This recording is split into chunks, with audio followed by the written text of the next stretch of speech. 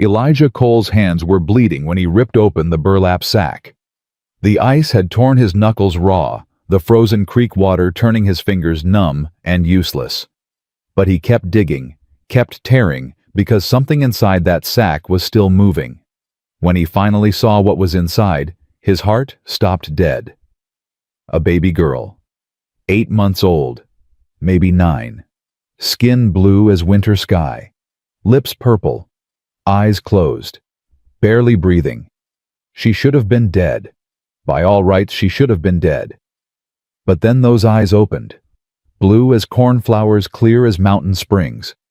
She looked up at this stranger with ice in his beard and blood on his hands, and she reached for his face with fingers no bigger than matchsticks. "Mama," she whispered. That one word changed everything. If you want to see how one abandoned baby saved 2 broken souls, subscribe now and stay with me until the very end. Drop a comment telling me what city you're watching from. I want to see how far Faith's story travels. The morning was trying to kill him. Elijah Cole knew it the moment he stepped outside the bunkhouse. The cold hit his face like a fist stealing the breath right out of his lungs. 20 below, maybe worse. The kind of cold that turned spit to ice before it hit the ground. "You're crazy, Cole." He turned. Billy Hawkins stood in the bunkhouse doorway, a blanket wrapped around his shoulders. "Dusty's out there somewhere," Elijah said. "She broke through the fence last night. She's a horse. She'll find her way back." "She's my horse." Billy shook his head. "Foreman said nobody goes out today. Too dangerous." "Then don't tell him." Elijah mounted the spare gelding and rode into the white emptiness before Billy could argue further. The snow was knee-deep on the horse chest, deep in the drifts. Wind cut through his coat like it wasn't even there. 3 months he'd been at the Crawford Ranch. 3 months of mending fences, breaking horses, keeping his head down and his mouth shut. It was good work. Honest work. The kind of work that kept a man too tired to think about the things he'd lost. "Dusty. Come on, girl." Nothing, just wind and white and silence. Elijah followed the creek because that's where Dusty liked to drink. Miller's Creek wound through Crawford land for 6 miles before joining the river. In summer, it ran clear and cold. Now it was half-frozen chunks of ice floating in the dark water. He almost missed it. Just a dark shape against the snow caught in the ice where the creek bent around some rocks. Could have been anything. A feed sack. Some old rags. Trash that washed down from upstream. But then it moved. Elijah's heart slammed against his ribs. He blinked hard, thinking the cold was playing tricks. But no. There it was again. A small, jerking movement. He was off the horse before he knew he'd moved. Dear God. Dear God. The water hit him like 1,000 needles. Elijah gasped, stumbled, kept going. The cold was brutal, savage, already stealing the feeling from his legs. But he reached that sack and grabbed it with both hands. Heavy. Heavier than it should be. And then he heard it. A sound so small, it could have been the wind. A whimper. Elijah's fingers were shaking so bad, he could barely work the rope. His nails tore. His knuckles bled. The cold was making him clumsy, stupid, slow. Come on. Come on. The knot finally gave. He opened the sack, and the world stopped spinning. A baby. A tiny baby girl with matted blonde hair and skin the color of old snow. Her eyes were closed. Her chest barely moved. She was dying right there in his arms. For one terrible moment, Elijah couldn't breathe, couldn't think, couldn't do anything but stare at this impossible thing. Who does this? What kind of monster puts a baby in a sack and throws her away like garbage? Then the baby opened her eyes. Blue, so blue, it hurt to look at them. She stared up at Elijah's face, this stranger covered in ice and blood. And she didn't cry, didn't scream. Just reached up with one tiny hand and touched his cheek. Mama. The word hit him like a bullet. Lily. His Lily.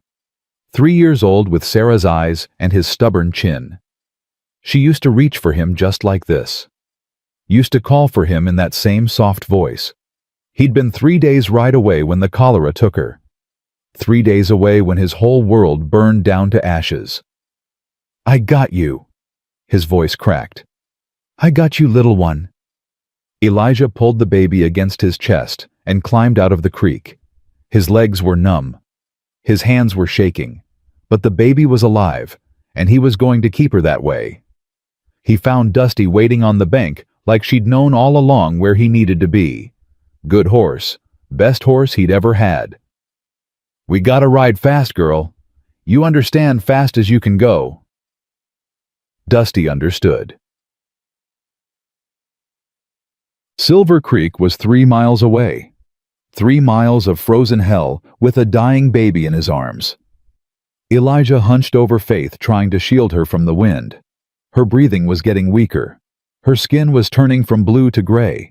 Every time she went still, his heart stopped until he felt her move again.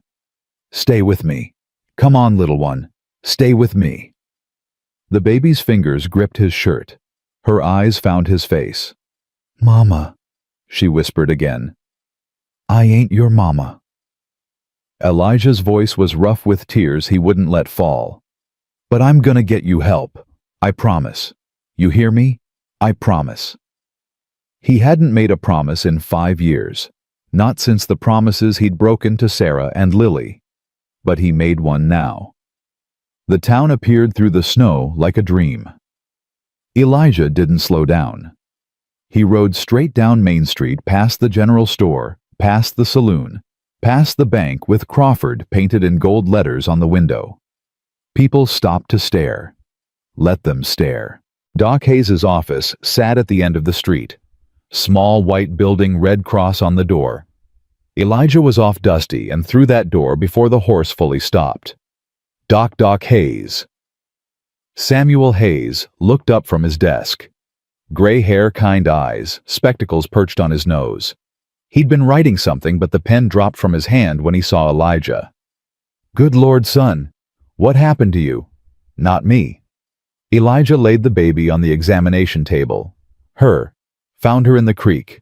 Someone threw her away." Doc Hayes moved fast for an old man. His hands were steady as he checked the baby's pulse, listened to her chest, examined her tiny body. "How long was she in the water?" "Don't know. Could have been minutes. Could have been hours." "She's hypothermic, severely." Doc Hayes was already reaching for blankets. "Her body temperature's dangerously low. Another 30 minutes and she'd be dead." "Can you save her?" The doctor didn't answer. He was working too fast for words, wrapping the baby in heated blankets, warming her slowly, carefully.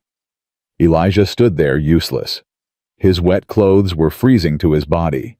His hands were still bleeding. But he couldn't move, couldn't take his eyes off that tiny form on the table. "Pray," Doc Hayes said without looking up. "If you know how, pray." Elijah hadn't prayed since the day he buried his family. He prayed now. Bam. The door opened behind him. "Dr. Hayes, I heard there was an emergency. Is everything—" A woman's voice, soft, familiar somehow, though Elijah couldn't place it. She stopped mid-sentence. Elijah turned. Clara Bennett stood in the doorway, brown hair coming loose from its pins, cheeks flushed from the cold, brown eyes wide with something that looked like recognition. Not of him, of the situation. "Is that a baby?" Her voice was barely a whisper. "Found her in Miller's Creek." Elijah's throat was raw. "Someone tried to kill her." Clara moved forward like she was being pulled by invisible strings. When she reached the table, she looked down at the baby and made a sound that wasn't quite a word. Elijah recognized that sound. He'd made it himself when he came home to 2 fresh graves. "She's so small," Clara breathed. "And she needs help." Doc Hayes looked up for the first time. "Clara, I need you." "What?" "This baby needs round-the-clock care, feeding every 2 hours, constant warmth. Someone watching for fever, for pneumonia, for any sign of change." The doctor's eyes were serious. I can't do it alone. I have other patients, and this child needs... I'll do it. The words came out fast, too fast. Clara looked surprised by herself, almost scared, but she didn't take them back. Doc Hayes studied her for a long moment. Clara, are you sure? After everything that happened with William? I'm sure. Something passed between them. Something Elijah didn't understand but felt in his bones. Who's William? He asked. Neither of them answered. The baby made a sound then, not a whimper this time. A real cry. Weak but real. The most beautiful sound Elijah had ever heard. There she is. Doc Hayes actually smiled. There's our fighter. He lifted the baby carefully and placed her in Clara's arms. The child was still crying, but when she felt Clara's warmth, she quieted. Her tiny hand came up and gripped Clara's collar. Mama, she said. Clara's whole body shook. Tears ran down her cheeks, but she didn't wipe them away. She just held that baby like she was the most precious thing in the world. She needs a name, Doc Hayes said softly. Clara looked at Elijah. He looked back at her. Two strangers connected by a miracle. Faith, Clara whispered. Her name is Faith. Elijah nodded. Faith. Yeah, that fits. The first night was the hardest. Clara's house was small, 2 rooms, a kitchen, and a porch that faced the mountains. She'd lived alone there since Thomas and William died. 3 years of silence. 3 years of empty rooms. Now there was a baby crying in those rooms. She's hungry again. Clara was exhausted. Dark circles under her eyes. Hair wild around her face. I just fed her an hour ago. Doc said every 2 hours. Elijah was heating milk on the stove. Maybe she's making up for lost time. Maybe she's trying to kill me. It was a joke. Clara smiled when she said it, but Elijah saw the fear behind her eyes. You don't have to do this alone, he said. I know, but nothing. He took the bottle off the stove and tested the temperature on his wrist like Doc Hayes had shown him. I pulled her out of that creek. She's my responsibility too. Clara watched him feed Faith. The baby drank hungrily, her blue eyes fixed on Elijah's face. You've done this before, Clara said. It wasn't a question. I had a daughter. The words came out before he could stop them. Lily, she was 3 when she died. What happened? Cholera came through our town while I was away. Took her and my wife both. Elijah's voice was steady, flat, like he was talking about someone else's life. I came home to 2 graves and a house full of ghosts. I'm sorry. So am I. Faith finished her bottle and reached for Clara. Elijah handed her over carefully, and the baby settled against Clara's chest with a contented sigh. William was 2, Clara said quietly. He was in the mine with Thomas when it collapsed. Thomas went back for him when they heard the supports cracking. Neither of them came out. Clara, I haven't held a baby since that day. Her voice was thick with tears. I couldn't. The pain was too much. I teach other people's children now, but I keep my distance. I make sure I don't get attached. So why did you say yes to Faith? Clara looked down at the baby in her arms. Faith was drifting off to sleep, her tiny hand still gripping Clara's dress. I don't know. I saw her there so helpless, and something broke inside me. Or maybe something healed. I can't tell the difference anymore. They sat in silence for a while. The fire crackled. The wind howled outside. Faith slept on peaceful and warm. You should stay tonight, Clara said. The storm's getting worse. I don't want to impose. You're not. She hesitated. I don't want to be alone with her. What if something goes wrong? What if she stops breathing? Elijah understood that fear. He'd felt it every day since pulling Faith from the creek. All right, I'll sleep by the fire. Thank you. He nodded. But as he settled into the chair by the hearth, Elijah realized something that scared him more than any blizzard. He didn't want to leave. Day 2 brought visitors. Ruby Mae Patterson showed up at noon with a basket of bread and a head full of questions. She ran the general store with her husband Earl and knew everything about everyone in Silver Creek.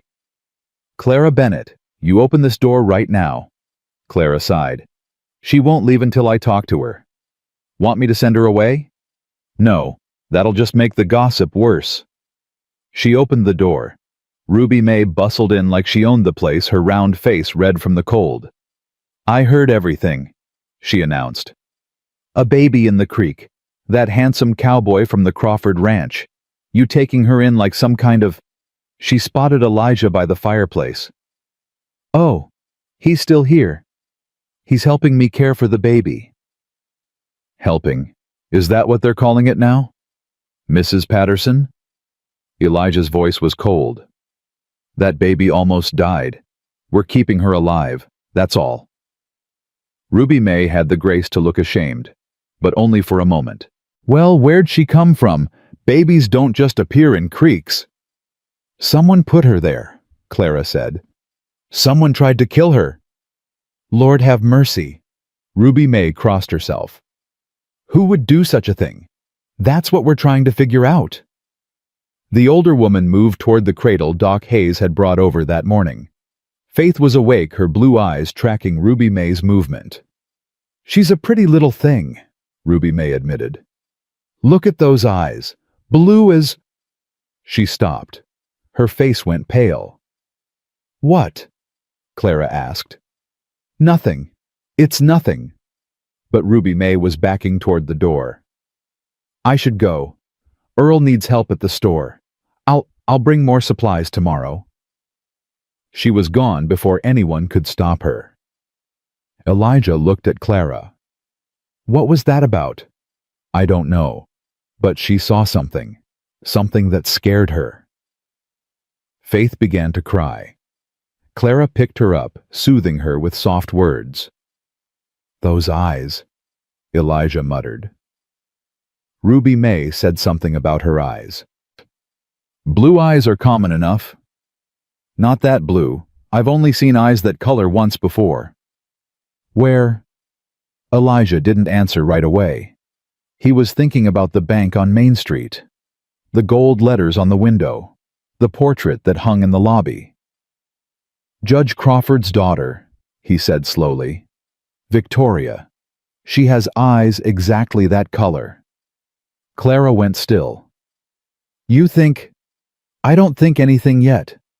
But Ruby Mae recognized something, and she was scared enough to run. Faith quieted in Clara's arms. She looked up at Elijah and reached for him. "Papa," she said. It was the first time she'd said it clearly. No mistaking it for anything else. "Papa." Elijah felt something crack open in his chest, something he'd kept locked away for 5 years. "That's right, little one," he whispered. "I'm here." The sheriff came that night. Tom Brady was a big man with a bigger mustache and honest eyes that had seen too much.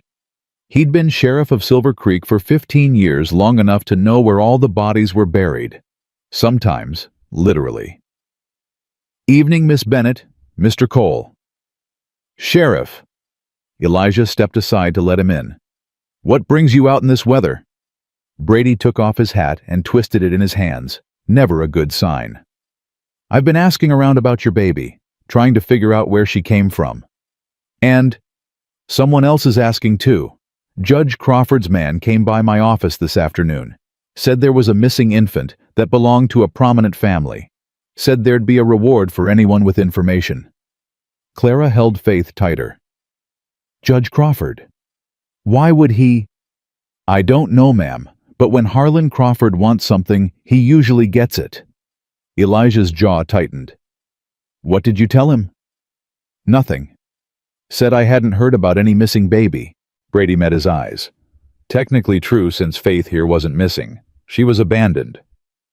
"They'll find out she's here. This is a small town." "Yep, they will." The sheriff put his hat back on. I wanted to warn you. Crawford's got money power lawyers. If he decides he wants that baby, he's gonna come for her. Let him come." Brady studied Elijah for a long moment. "You sure you want that fight, son? Crawford's destroyed men with more resources than you've got." "I pulled that baby out of the creek. I watched her almost die. I'm not handing her over to the people who put her there." Clara stepped forward. "Neither am I." The sheriff nodded slowly. "All right then. But watch yourselves. Crawford didn't get rich by playing fair." After he left, Clara and Elijah stood in the parlor, the fire crackling between them. Faith slept on, oblivious to the storm gathering around her. "We can't let them take her," Clara said. "We won't." "But if it's Crawford," I said, "we won't." Elijah's voice was harder than he meant it to be. "I don't care who he is. I don't care how much money he has. That baby is ours now." The word hung in the air. Ours. Clara looked at him, really looked at him. Something passed between them that neither could name. "You mean that?" she said. "I do. You barely know me. I know enough." He stepped closer. "I know you're brave. I know you're kind. I know you love that little girl like she's your own." "She's not mine. She's not either of ours." "Blood doesn't make a family, Clara. Love does." Faith stirred in her cradle. She opened her eyes, looked between them, and smiled. "Mama," she said, reaching for Clara. Then she turned to Elijah. "Papa." Clara laughed through her tears. "I think she's made her choice." "I think she has." They stood there together, watching Faith drift back to sleep. Outside, the storm raged on. Inside, something new was being born. A family. Fragile and unlikely and perfect. And somewhere in Silver Creek, Judge Harlan Crawford was making plans to destroy it. Maria Santos arrived the next morning. She came through the back door hood, pulled low, eyes darting like a hunted animal. Clara recognized her immediately. Maria had worked in the Crawford mansion for 15 years. "Miss Bennett, please, I must speak with you." "Maria, what's wrong?" The older woman was shaking. Whether from cold or fear, Clara couldn't tell. "Is the man here? The cowboy who found the baby?" Elijah stepped out of the kitchen. "I'm here." Maria looked at Faith in Clara's arms. Her face crumpled. "Dios mío. She's alive. She's really alive." "You know something," Elijah said. It wasn't a question. Maria nodded, tears streaming down her face. "I cannot stay quiet anymore. The guilt is eating me alive." She told them everything. The baby belonged to Victoria Crawford, the judge's only daughter. She'd gotten pregnant by a ranch hand, a young man named Daniel, who'd been fired and run out of town the moment Crawford found out. Miss Victoria, she wanted to keep the baby. She begged her father. But the judge— Maria crossed herself. He said a bastard child would destroy the family name. He sent Victoria away, told everyone she was visiting relatives. When the baby came, he told her it died during birth. Clara felt sick. But the baby didn't die. No, the judge he paid a man to— Maria couldn't finish the sentence. She didn't have to. "To throw her in the creek," Elijah said flatly. "Miss Victoria, she still cries for her baby. She doesn't know. She thinks her daughter is dead." The room was silent, except for Faith's soft breathing. "Who was the man?" Elijah's voice was dangerous. "The one Crawford paid." Maria shook her head. "I don't know his name. I only heard them talking. The judge said the baby would be better off dead than growing up with the shame." "Better off dead." Clara's voice shook with rage. "A baby. An innocent baby."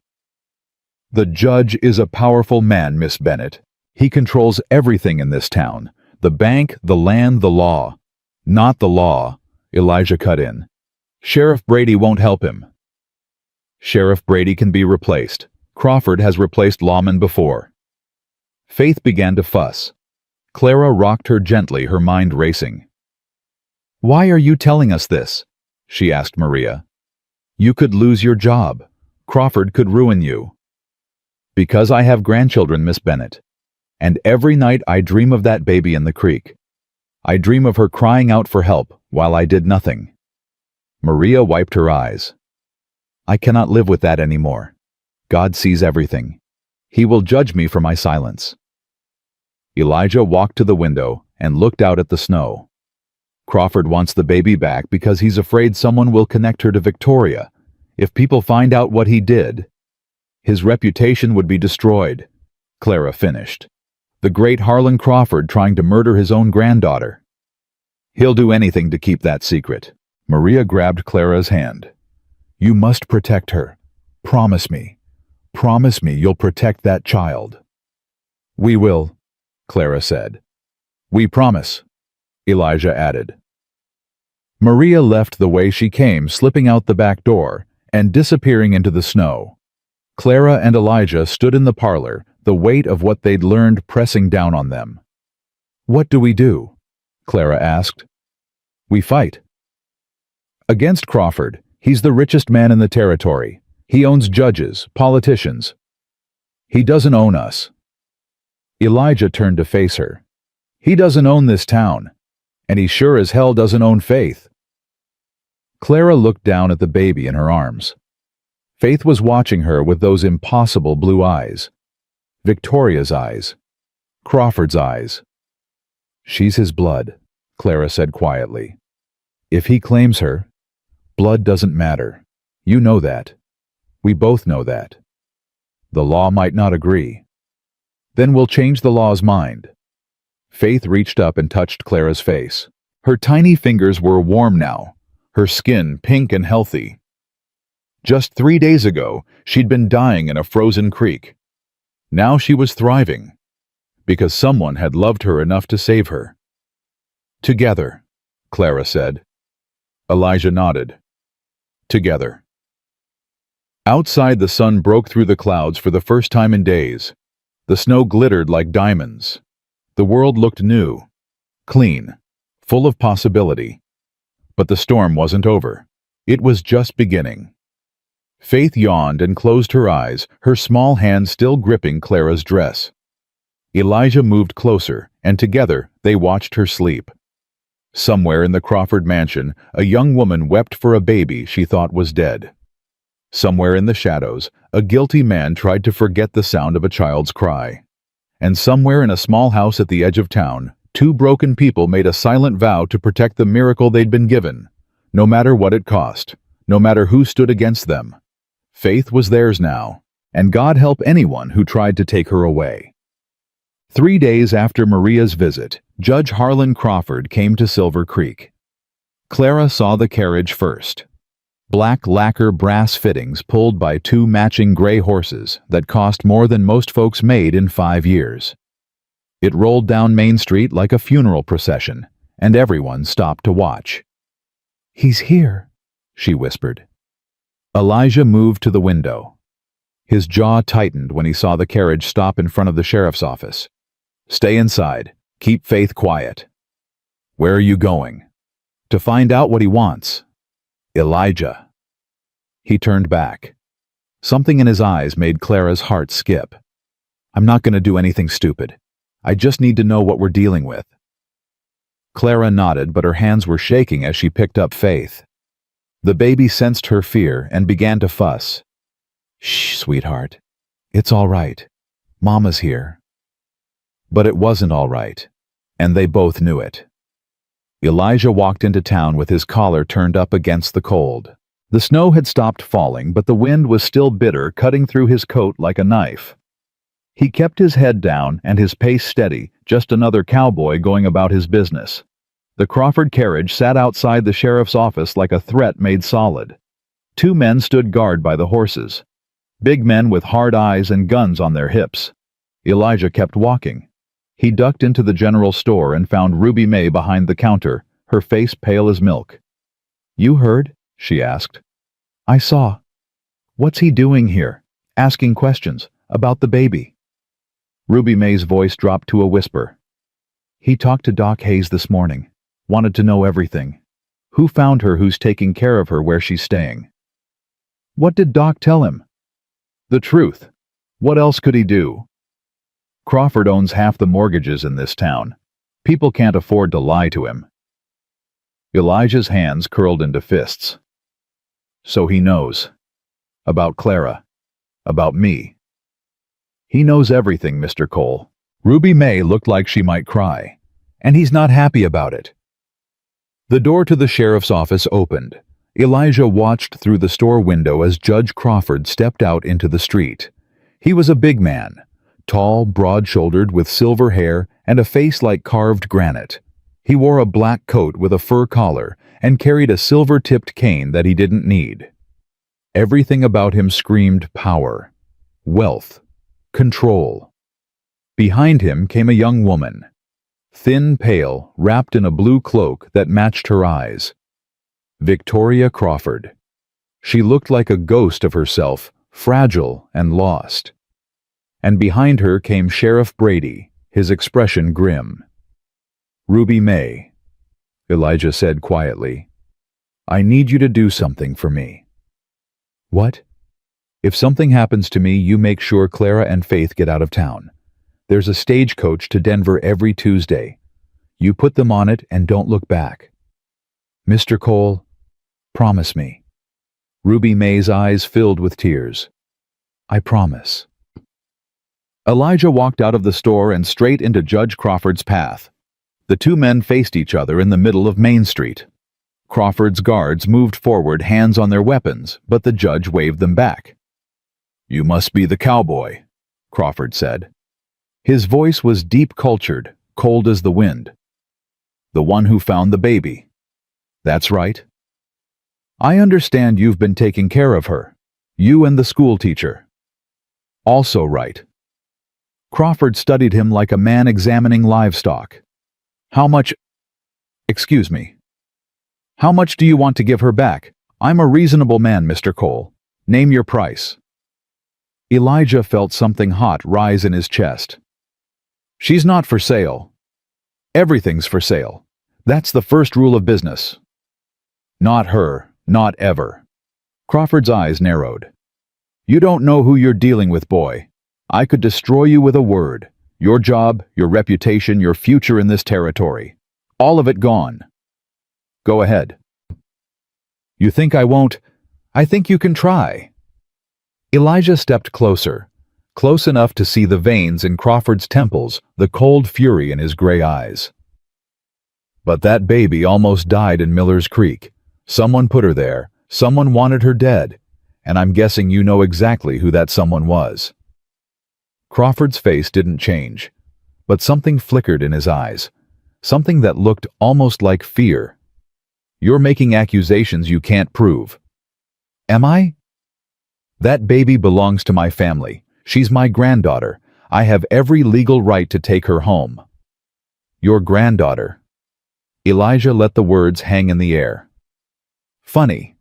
Your daughter thinks her baby died at birth. That's what you told her, isn't it? That the baby was dead. Victoria made a sound. A small, wounded sound that cut through the cold air like a knife. She grabbed her father's arm. Papa, what is he talking about? What does he mean? Nothing. He's lying. I'm not lying, Miss Crawford. Elijah looked at her with something like pity. Your baby is alive. She's been alive this whole time. Your father paid a man to throw her in the creek, but she survived. She's 3 months old now, healthy, happy, beautiful. Victoria's face crumpled. No, that's not Papa. Tell him he's wrong. Tell him... Be quiet, Victoria. But he said... I said be quiet. Crawford's voice cracked like a whip. Victoria flinched like she'd been struck. And in that moment, Elijah understood everything Maria had told them. The fear, the control, the abuse hidden behind closed doors. You should be ashamed of yourself, Elijah said quietly. She's your daughter. That baby is your blood. And you tried to murder her to protect your reputation. You don't know anything about my family. I know enough. I know you're a coward. I know you're a liar. And I know that baby is never going back to you. Not as long as I'm breathing. Crawford's face went red. For a moment, Elijah thought the man might actually strike him. But then the judge smiled. A cold, terrible smile that didn't reach his eyes. We'll see about that, Mr. Cole. We'll see about that. He turned and walked back to his carriage. Victoria stood frozen in the street, tears streaming down her face. Miss Crawford? Elijah's voice was gentle now. Your daughter's name is Faith. She has your eyes. And she's loved. Whatever else happens, I want you to know that. She's loved. Victoria looked at him. Really looked at him. And then she did something unexpected. She mouthed 2 words. Thank you. Then her father called her name sharp and impatient, and she hurried to the carriage like a dog called to heel. The door slammed. The horses moved. And the black carriage rolled out of town, leaving tracks in the snow like wounds in white skin. Sheriff Brady walked up to stand beside Elijah. That was either the bravest thing I've ever seen, the sheriff said, or the stupidest. Probably both. He'll come back, with lawyers, maybe with guns. I know. You ready for that fight? Elijah thought about Clara, about Faith, about the family he'd found when he wasn't looking for one. I'm ready. Clara was waiting on the porch when he got back. Faith was in her arms, wrapped in a blanket against the cold. What happened? I saw the carriage leave. I saw you talking to him. He offered to buy Faith. Clara's face went pale. What? I told him no. Elijah. He also threatened to destroy me, take my job, ruin my reputation. I told him to go ahead and try. Clara stared at him. You said that to Judge Crawford. I did. Are you insane? Probably. Faith reached for Elijah, babbling happily. He took her from Clara's arms and held her close. She's not going back to him, he said. Not ever. I don't care what it costs. It might cost everything. Then everything it is. Clara shook her head, but she was almost smiling. You're the most stubborn man I've ever met. That's what Sarah used to say. The words came out before he could stop them. Clara's expression softened. Tell me about her. Your wife. Elijah looked down at Faith. The baby was playing with his collar, completely unaware of the storm around her. She was small, barely came up to my shoulder, but she was fierce. Didn't take nonsense from anyone, especially me. We fought like cats and dogs sometimes, but I loved her more than I knew it was possible to love someone. And Lily. Lily was perfect. She had Sarah's laugh and my stubbornness. She used to follow me around the ranch like a little shadow, asking questions about everything. Why is the sky blue? Why do horses sleep standing up? Why does Papa smell like cow? Clara laughed softly. She sounds wonderful. She was. Elijah's voice caught. When I lost them, I thought that was it. I thought I'd never feel anything again. I spent 5 years proving myself right. What changed? He looked at Clara. Really looked at her. Faith, and you. The words hung in the air between them. Clara's cheeks flushed pink. Elijah. I know it's too soon. I know we barely know each other. But something's happening here, Clara. Something I never expected. Something I'm not sure I deserve. You deserve it. Her voice was fierce. After everything you've lost, after everything you've been through, you deserve to be happy. So do you. Faith chose that moment to yawn loudly, breaking the tension. Both adults laughed. I think someone's tired, Clara said. I think someone's got good timing. They went inside together, closing the door against the cold.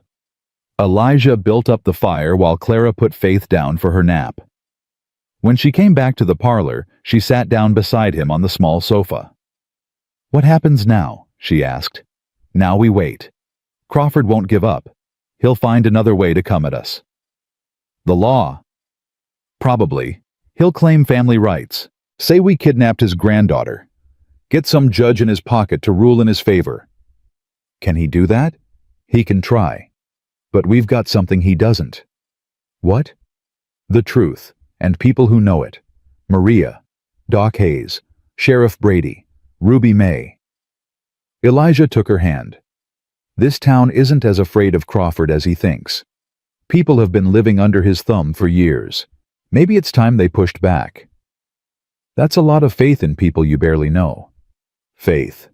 He smiled. That's what this is all about, isn't it? Having faith. In people. In love. In second chances. Clara squeezed his hand. I never thought I'd have a second chance.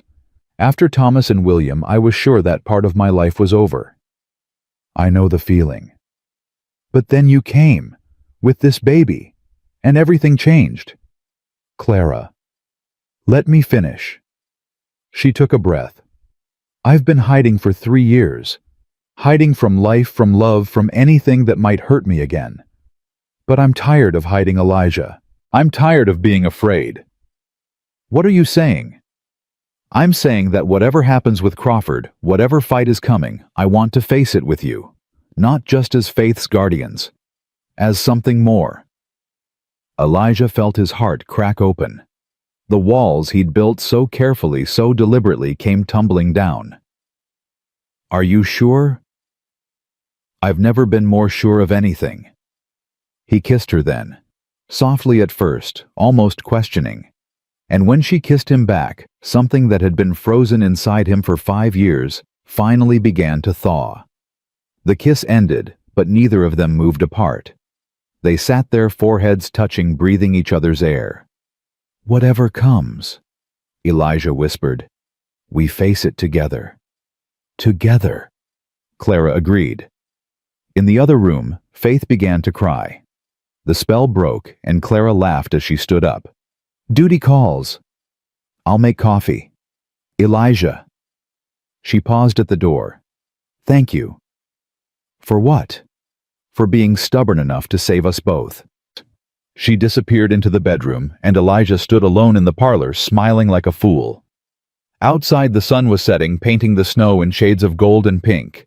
It was beautiful, peaceful, a perfect ending to an imperfect day. But peace, Elijah knew, was temporary. Crawford would be back. The fight was just beginning. And this time, Elijah had something worth fighting for. The next morning brought bad news. Pastor Wright came to the door just after sunrise, his face grave beneath his wide-brimmed hat. Miss Bennett, Mr. Cole, I'm afraid we have a problem. Clara invited him in. The pastor was a thin man in his 60s with kind eyes and a gentle manner that had comforted generations of Silver Creek's faithful. What kind of problem? Elijah asked. Judge Crawford attended service last night, special evening prayer meeting at his request. Pastor Wright twisted his hands together. He made a very generous donation to the church, and then he asked me to deliver a message. What message? He wants to meet, tomorrow, at his mansion. He says he has a proposal that will benefit everyone, especially the child. Clara and Elijah exchanged glances. It's a trap, Clara said. Probably, the pastor agreed. But he also said that if you refuse to meet, he'll file papers with the territorial court, claiming the child was kidnapped. He has lawyers, Miss Bennett. Good ones. They'll argue that a blood relative has more right to raise a child than strangers who found her in a creek. That's ridiculous. He tried to kill her. Can you prove that? The question hung in the air. Clara realized with sinking dread that they couldn't. Maria's testimony was hearsay. The man who'd thrown Faith in the creek hadn't been found. All they had was the word of a housemaid against the richest man in the territory. What do you think we should do? Elijah asked. Pastor Wright sighed. I think you should hear what he has to say. Crawford is many things, but he's not stupid. He knows a court battle would drag his family's name through the mud. Maybe he really does want to find a solution. Or maybe he wants to get us alone so he can make us disappear. That's possible too. The pastor stood. I'll leave the decision to you. But if you do go, don't go alone. Take witnesses. Take Sheriff Brady if he'll come, and trust nothing that man says." After the pastor left, Clara sat down heavily in her chair. "We have to go," she said. "I know. I hate it. But if we refuse, he'll use it against us. He'll say we were afraid to face him. He'll say we have something to hide." Elijah knelt in front of her. "We'll go together. We'll hear what he has to say, and then we'll make our own decision." "What if it's bad? What if he wants to take her?" "Then we fight. In court, in the street, wherever we have to. But we don't give up. Not ever." Clara touched his face. "When did you become so brave?" "I'm not brave. I'm just too stubborn to quit." That afternoon, they asked Sheriff Brady to accompany them to the Crawford mansion. He agreed without hesitation. "Been wanting to see inside that place for years," he said. "Never had a good enough reason till now." Doc Hayes insisted on coming too. "Medical witness," he said, "in case anyone needs to testify about that baby's condition when she was found." Even Ruby May volunteered. "Someone needs to keep their eyes open while you're all focused on Crawford. That man's slippery as a snake in butter." They set out the next morning. Clara carried Faith in a sling against her chest, unwilling to leave her behind. The baby was quiet, her blue eyes taking in the white world around her with curious wonder. The Crawford mansion sat on a hill overlooking the town. It was the biggest house Clara had ever seen. 3 stories of brick and stone with windows that gleamed like eyes, and a front porch big enough to hold a dance. 2 guards met them at the gate. "Mr. Cole and Miss Bennett to see the judge," Sheriff Brady announced. "He's expecting them." The guards exchanged glances but let them pass. Inside the house was even more impressive. Crystal chandeliers, marble floors, paintings that probably cost more than Clara's house. A servant led them to a sitting room where Judge Crawford waited in a leather chair by the fire. Victoria was there too, standing by the window. When she saw Faith, her whole body went rigid. "Thank you for coming," Crawford said. He didn't stand, didn't offer refreshment, just watched them with those cold gray eyes. "I see you brought an audience." "Witnesses," Elijah corrected. "You'll understand if we don't trust you." "Fair enough." Crawford steepled his fingers. "Let's get to the point. You have something that belongs to me. I want her back." "She doesn't belong to anyone. She's a child, not property. She's my blood, my family. The law is clear on this matter." "The law is also clear on attempted murder." Crawford's expression didn't change. "Be careful, Mr. Cole. Accusations like that can be dangerous. So can throwing babies in creeks." The room went silent. Victoria made a small sound like an animal in pain. "I didn't come here to trade insults," Crawford said finally. "I came to make a deal." "What kind of deal?" Crawford leaned forward. "You sign over custody of the child to me. In return, I give you $10,000, cash, enough to start a new life anywhere you want." $10,000. Clara felt dizzy. That was more money than she'd see in a lifetime. "And if we refuse," Elijah asked, "then I take you to court. I hire the best lawyers money can buy. I make your lives a living hell until you have nothing left. No jobs, no homes, no friends willing to stand beside you." Crawford smiled that cold smile. "Your choice." Elijah looked at Clara. Clara looked at Faith. The baby was watching Victoria, watching her with those blue eyes that were exactly the same shade as her mother's. Victoria was crying silently, tears running down her cheeks as she stared at the daughter she'd thought was dead. "Can I hold her?" Everyone turned. Victoria had spoken for the first time. "Victoria!" Crawford's voice was sharp. "I want to hold my daughter, Father. Just once. Please." Crawford's jaw tightened, but he didn't refuse. Clara hesitated, then slowly crossed the room and placed Faith in Victoria's arms. The young woman trembled as she took the baby. Faith looked up at her curious, but unafraid. Mother and daughter meeting for the first time since birth. "She's beautiful," Victoria whispered. "She's so beautiful." "She has your eyes," Clara said softly. "She does? Doesn't she?" Victoria touched Faith's cheek with one finger. "Hello, baby girl. Hello, my sweet girl." Faith reached up and grabbed Victoria's finger, and then she smiled. Something broke in Victoria then. All the pain, all the grief, all the loss she'd been carrying since she thought her daughter died. It came pouring out in great heaving sobs. "I didn't know," she wept. "Papa, I didn't know she was alive. Why didn't you tell me? Why did you let me think she was dead?" "Victoria, control yourself." "No." She held Faith closer.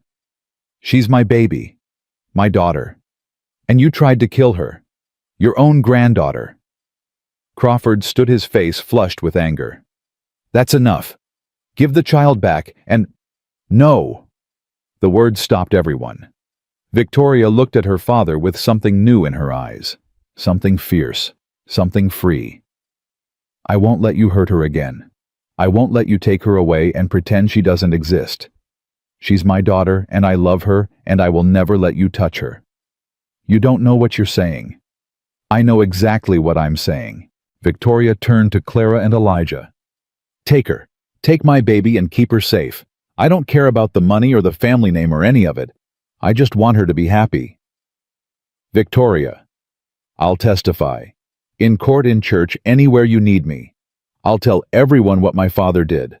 I'll tell them everything." Crawford's face went pale.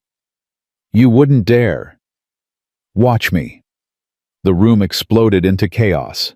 Crawford was shouting. His guards were moving forward. Sheriff Brady was drawing his gun. But in the middle of it all, Clara took Faith from Victoria's arms and held her close. "Thank you," she whispered. Victoria smiled through her tears. "Take care of her. Love her. Give her the life I can't." "I will. I promise."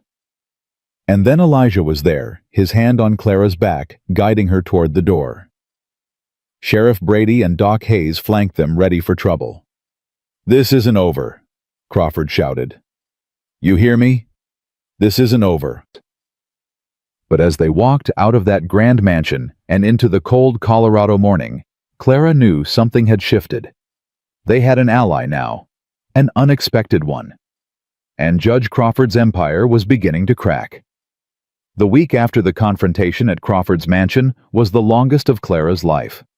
Every morning she woke up expecting the worst. Every knock at the door made her heart stop. Every stranger who rode through town could be a lawyer, a marshal, someone sent to take Faith away. But the days passed and nothing happened. "He's planning something," Elijah said on the fifth night. They were sitting by the fire, Faith asleep in her cradle between them. "Crawford doesn't give up this easy." Maybe Victoria scared him. Her testimony could ruin him. Men like Crawford don't scare. They adapt. Elijah stared into the flames. "He's waiting for something, building his case, gathering ammunition." "Then what do? We gather our own." The next morning, Elijah rode out to the Crawford ranch. Not the mansion, but the working ranch where the cattle were kept and the hands lived in bunkhouses. He found Billy Hawkins mending a fence in the north pasture. "Cole." Billy looked surprised to see him. "Thought you quit." "I did. I'm here about something else. The baby." News traveled fast in small towns. Elijah nodded. "I need to find a man. The one Crawford paid to throw her in the creek. You hear anything about that?" Billy's face went pale. He looked around to make sure they were alone. "You're playing with fire, Cole." "I know. Crawford finds out I talked to you. I'm finished. He'll blacklist me from every ranch in the territory. I'm not asking you to testify. I'm just asking for a name." Billy was quiet for a long moment. The wind cut across the pasture, making them both shiver. "Jenkins," he said finally. "Carl Jenkins. Used to work here till about 3 months ago, right around the time that baby was born. Where is he now? Heard he went south. Has a sister in Pueblo. Why'd he leave? Billy's jaw tightened. Guilt, I reckon. Man couldn't look anyone in the eye after that. Kept drinking, kept talking in his sleep. Foreman let him go before he said something stupid. He already did. What do you mean? Maria Santos heard him talking to Crawford. She knows what happened. So do I. And soon, so will everyone else. Billy shook his head slowly. You're gonna get yourself killed, Cole. Maybe. But that baby's gonna grow up free. That's worth dying for. Elijah rode back to town and found Sheriff Brady at his office. Carl Jenkins, he said. That's the name. He's got a sister in Pueblo. Brady wrote it down. I'll send a wire to the sheriff down there. See if he can bring Jenkins in for questioning. Will that be enough to prove what Crawford did? If Jenkins confesses, it's a start. But we'll need more. Crawford will claim Jenkins acted alone, say he never ordered anything. What about Maria's testimony? Hearsay. A good lawyer will tear it apart. Elijah slammed his fist on the desk. So what? We just let him win. I didn't say that. Brady leaned back in his chair. I said we need more, and I think I know where to get it. Where? Victoria. She's the key to all of this. If she testifies that her father told her the baby was dead, that proves he was hiding something. It's not a smoking gun, but it puts doubt in people's minds. She said she'd testify. At the mansion. Saying and doing are different things. Crawford's had a week to work on her, threaten her, remind her what she stands to lose. Brady stood and grabbed his hat. Someone needs to talk to her. Make sure she hasn't changed her mind. I'll go. Not alone. Take Miss Bennett. Victoria trusts her more than she trusts you. Clara didn't want to go back to that mansion, but she understood why it mattered. She left Faith with Doc Hayes and rode out with Elijah that afternoon. The guards at the gate recognized them. One went inside to announce their arrival, while the other kept his hand on his gun. Friendly place, Elijah muttered. Can you blame them? Their boss tried to murder a baby. The guard returned. Miss Crawford will see you. But the judge ain't home. You got 15 minutes. They found Victoria in the garden behind the house. She was sitting on a stone bench wrapped in a heavy coat, staring at nothing. Miss Crawford. Clara approached slowly. Are you all right? Victoria looked up. Her eyes were red-rimmed, her face pale. She'd lost weight since they last saw her. He's been keeping me inside, she said. Won't let me leave the property. Says it's for my own protection. It's not protection. It's prison. I know. Victoria's voice was hollow. I've been his prisoner my whole life. I just didn't see the bars until now. Clara sat down beside her. We need your help, Victoria. Your father is going to fight us in court. He'll say Faith belongs with family. He'll say we kidnapped her. That's ridiculous. He has lawyers, money, power. All we have is the truth. Victoria was quiet for a moment. When she spoke again, her voice was barely a whisper. He came to my room last night. Said if I testify against him, he'll tell everyone that I'm a fallen woman, that I threw myself at a ranch hand, that I'm unfit to be a mother. That's not true. It doesn't matter if it's true. It only matters what people believe. Victoria's hands were shaking. He said he'd send me to an asylum, said he knows doctors who will sign papers saying I'm hysterical, that I imagined the whole thing about the baby. Clara felt sick. He can't do that. He can do anything he wants. He's Harlan Crawford. Elijah stepped forward. Not anymore. Both women looked at him. Your father's power comes from fear. People are afraid to stand up to him because they think they're alone. But they're not alone anymore. Sheriff Brady is on our side. Doc Hayes, the pastor. Half the town is starting to ask questions about what really happened to that baby. It won't matter. He'll buy them off, threaten them, make them disappear. He can't buy everyone. He can't threaten everyone. And if enough people stand together, even Harlan Crawford can't make them all disappear. Victoria looked at Elijah with something like hope in her eyes. It was small, fragile, easily crushed. But it was there. You really believe that? I have to. Because if I don't, then men like your father always win. And I'm not willing to accept that. Clara took Victoria's hand. Come with us. Leave this place. You can stay at my house until the trial. He'll never let me go. He doesn't get to decide anymore. You're not his property, Victoria. You're a grown woman with a daughter who needs her mother. Tears spilled down Victoria's cheeks.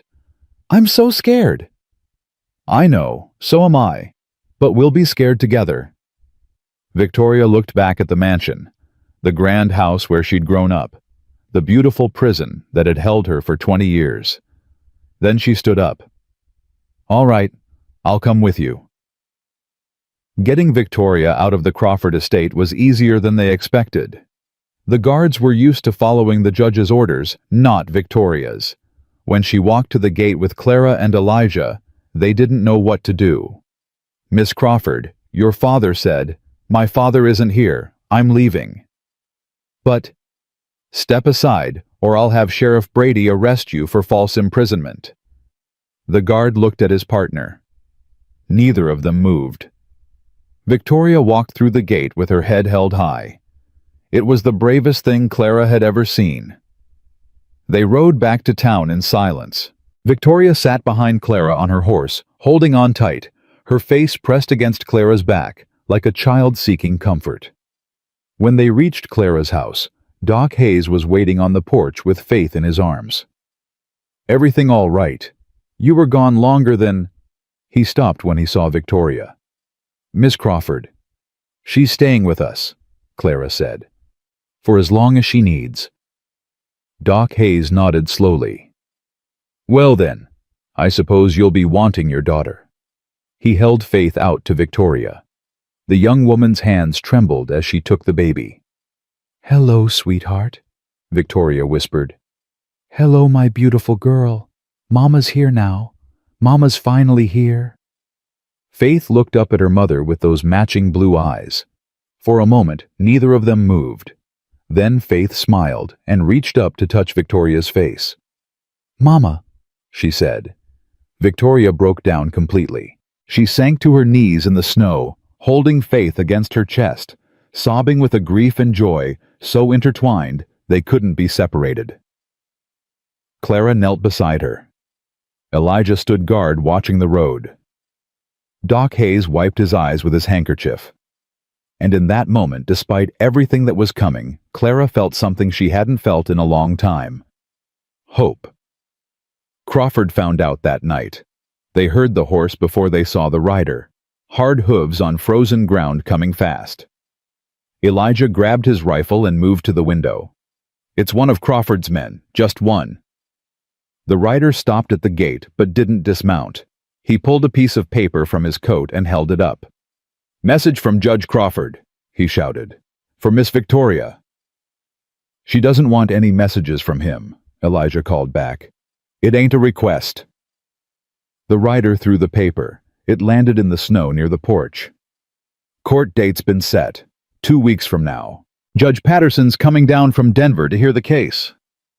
The rider turned and galloped away before anyone could respond. Elijah picked up the paper and brought it inside. Clara read it over his shoulder while Victoria sat in the corner, Faith asleep in her arms. Petition for custody, Clara said. Crawford's claiming Faith as his legal heir. Says we've been holding her illegally and refusing to return her to her rightful family. That's a lie. Lies don't matter in court. Evidence matters. Elijah crumpled the paper in his fist. We need Jenkins. Without his testimony, Crawford can spin any story he wants. Did Sheriff Brady hear back from Pueblo? Not yet. Victoria spoke up from her corner. There might be another way. Everyone turned to look at her. My father keeps records of everything. He's obsessive about it. If he paid Jenkins, there'll be a paper trail. Bank withdrawals, ledger entries, something. Where would he keep records like that? His study. There's a safe behind the portrait of my mother. I don't know the combination, but Maria might.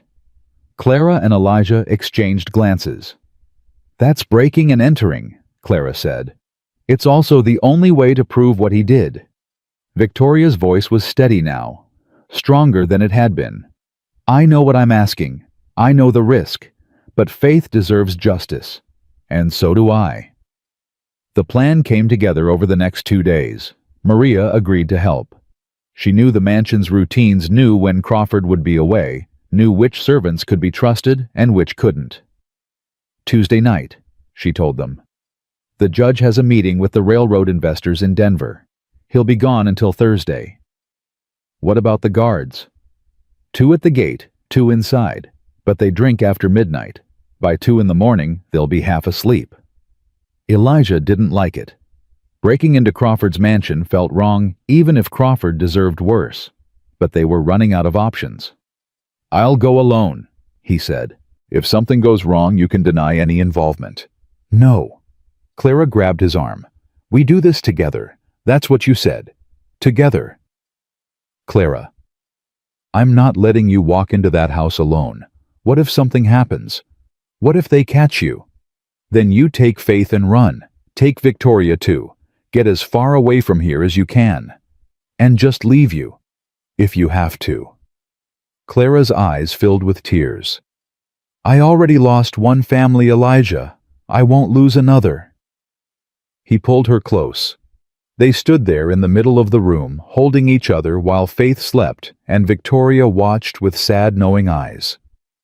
"All right," Elijah said finally. "Together. But we do it smart. We do it careful.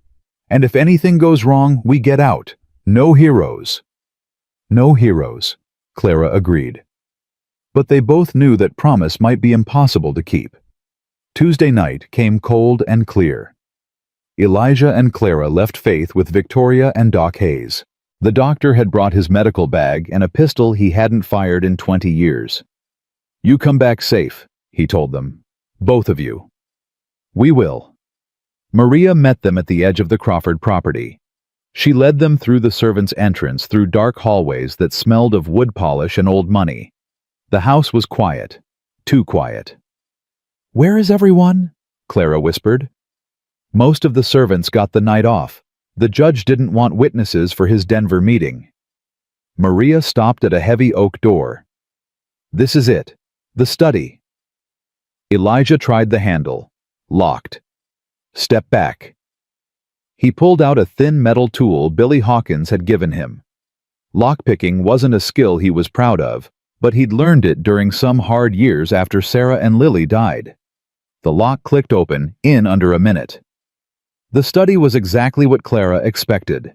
Dark wood leather chairs, shelves lined with books that had probably never been read, and on the wall behind the massive desk, a portrait of a beautiful woman with sad eyes. "That's my mother," Victoria had told them. "She died when I was 12. Father said it was consumption, but I always wondered if she just gave up." Maria pointed to the portrait. "The safe is behind it. 3 turns right, 2 left, 1 right. I watched him open it once when he didn't know I was there." Elijah moved the portrait aside. The safe was old, but solid, with a combination dial that clicked softly as he turned it. Right, right, right, left, left, right. The safe swung open. Inside were stacks of papers, bundles of cash, and a leather-bound ledger with Crawford's initials embossed on the cover. Elijah grabbed the ledger and started flipping through pages. Clara held a candle close so he could read. "Here," he said. "November 15th. $500 cash withdrawal. Note says, services rendered C.J. Carl Jenkins." "Has to be. Same day, Maria heard them talking about the baby." "That's not enough. He could say it was for ranch work." "Keep looking." Clara found a letter tucked in the back of the ledger, unsigned but written in Crawford's handwriting. She read it aloud in a whisper. "The matter has been handled. The child is no longer a concern. Ensure no connection can be traced back to this family. Destroy this letter after reading." "He kept it," Elijah said. "The arrogant fool kept proof of his own crime. He probably never imagined anyone would find it. His mistake. They took the ledger and the letter, then closed the safe and replaced the portrait. Maria led them back through the servants' entrance and out into the cold night air. They were halfway to the fence when the lights came on. "Stop right there." Crawford's voice cut through the darkness like a blade. He was standing on the back porch flanked by his 2 guards. All 3 of them had guns. "I knew you'd come," Crawford said.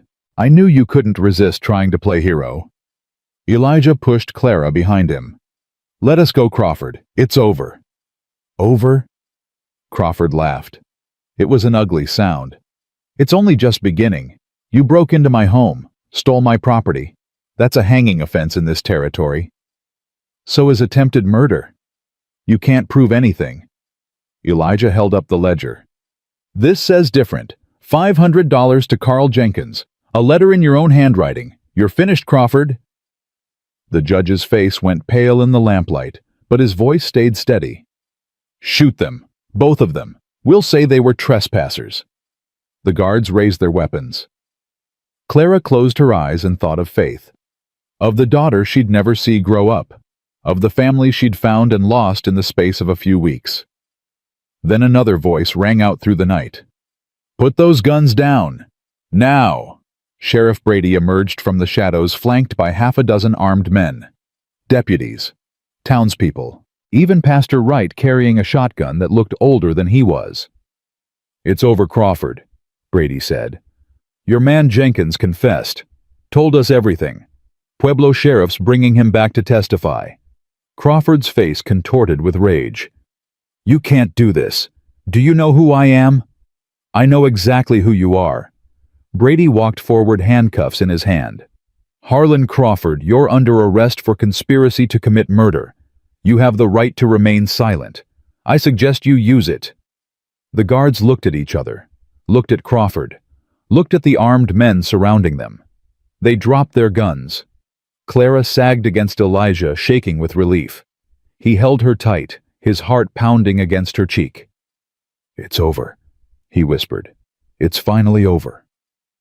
But as they watched Sheriff Brady lead Crawford away in chains, Clara knew it wasn't over yet. There was still a trial, still a custody hearing, still a future to build from the ashes of the past. But for the first time since she'd held Faith in her arms, Clara believed they might actually win, and that belief was worth more than all the gold in Harlan Crawford's safe. The trial began on a Monday morning 2 weeks after Crawford's arrest. The courthouse had never seen so many people. Folks came from 3 counties to watch the most powerful man in the territory face justice. They filled every bench, lined the walls, spilled out onto the street. Ruby May had to turn people away from her store because everyone was at the trial. Clara sat in the front row with Faith in her arms. The baby was quiet, her blue eyes watching everything with that curious intensity that had become so familiar. Victoria sat beside them, pale but determined. Elijah stood near the back, close to the door, ready for trouble. Judge Patterson from Denver took his seat behind the bench. He was a stern-faced man in his 60s who had a reputation for fairness that couldn't be bought. "This court is now in session," he announced. "The Territory of Colorado versus Harlan Crawford. The defendant is charged with conspiracy to commit murder in the first degree." Crawford sat at the defense table, flanked by 2 expensive lawyers from back east. He'd aged 10 years in 2 weeks. His silver hair had gone white at the temples. His hands, once so steady, now trembled slightly. But his eyes were the same. Cold, hard, defiant. The prosecutor, a young man named Thomas Reed, who'd ridden up from Denver, called his first witness. "The territory calls Carl Jenkins to the stand." A murmur rippled through the courtroom. Clara watched as a thin, haunted-looking man shuffled to the witness chair. He'd lost weight since his arrest. His eyes were hollow, his skin sallow. "Mr. Jenkins," the prosecutor began, "can you tell the court your occupation in November of last year?" "I worked at the Crawford Ranch. General handwork. Whatever needed doing." "And on the 15th of November, did you receive a special assignment from Judge Crawford?" Jenkins's hands tightened on the arms of the chair. Yes, sir. Can you describe that assignment? He called me into his study, said he had a job that needed doing. A delicate job, he called it. Jenkins's voice dropped. He said there was a baby, his daughter's baby, born out of wedlock. He said it would bring shame to the family. Said the baby needed to disappear. The courtroom erupted. Judge Patterson banged his gavel. Order, I will have order. When the noise died down, the prosecutor continued. What exactly did Judge Crawford ask you to do with the baby? Jenkins looked at Crawford for the first time. The old man's eyes were burning with hatred, but Jenkins didn't look away. He told me to take it to Miller's Creek, put it in a sack and throw it in the water. Make it look like an accident, like the baby had been abandoned by some drifter passing through. And did you do this? I did. Jenkins's voice cracked. God forgive me, I did. He paid me $500, said no one would ever know, said the baby was better off dead than growing up with the shame of being a bastard. Clara felt Faith stir in her arms. She held the baby tighter, fighting back tears. But the baby survived, the prosecutor said. Yes, sir. I don't know how. When I dropped her in that creek, the water was near frozen. No baby should have survived that cold. But she did. Jenkins was crying now, tears streaming down his weathered face. I've dreamed about her every night since. Heard her crying in that sack. It's been eating me alive. Crawford's lawyer stood for cross-examination. He was a thin, sharp-featured man who looked like he'd been weaned on vinegar. Mr. Jenkins, you're a confessed attempted murderer, is that correct? Yes, sir. And you're testifying against Judge Crawford in exchange for a reduced sentence. I'm testifying because it's the right thing to do. Should have done it months ago. But you are receiving a reduced sentence. The prosecutor said he'd recommend leniency, but that's not why I'm here. So you say. The lawyer smiled thinly. No further questions. The prosecutor called Maria Santos next. She walked to the stand with her rosary clutched in her hand, her dark eyes fixed on Crawford. When she passed Victoria, she reached out and squeezed the young woman's hand. Mrs. Santos, you've worked in the Crawford household for 15 years, is that correct? Yes, sir, since Miss Victoria was just a little girl. And in November of last year, did you overhear a conversation between Judge Crawford and Mr. Jenkins? I did. Maria's voice was steady. I was cleaning outside the study when they talked. The door was open just a crack. I heard the judge tell Mr. Jenkins that the baby needed to disappear. Those were his exact words. Disappear. Did you hear anything else? I heard him say that the child would bring shame to the Crawford name, that Victoria was too weak to give it up willingly, that the only solution was to make sure the baby was never found. Why didn't you come forward at the time? Maria's eyes filled with tears. Because I was afraid. The judge, he controls everything in this town. The bank, the businesses, the law. I have grandchildren, sir. I was afraid of what he might do to them if I talked. What changed your mind? Mr. Cole and Miss Bennett. They were willing to fight for that baby, even when they had nothing. They showed me that some things are more important than fear. Crawford's lawyer tried to discredit Maria too, suggesting she had a grudge against the Crawford family, implying she'd been fired for stealing. Maria denied everything calmly, firmly, without losing her composure. When she stepped down from the witness stand, the courtroom was silent. Then the prosecutor called Victoria Crawford. Clara watched the young woman rise from her seat. Victoria was wearing a simple gray dress, her hair pulled back in a severe bun.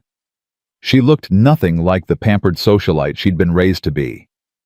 She looked like a woman who had finally found her courage. Miss Crawford, the prosecutor began gently. I know this is difficult. Can you tell the court about the birth of your daughter? Victoria took a deep breath. I gave birth in September of last year. I was at my aunt's home in Kansas City. My father had sent me there when he discovered I was pregnant. Was the pregnancy the result of a consensual relationship?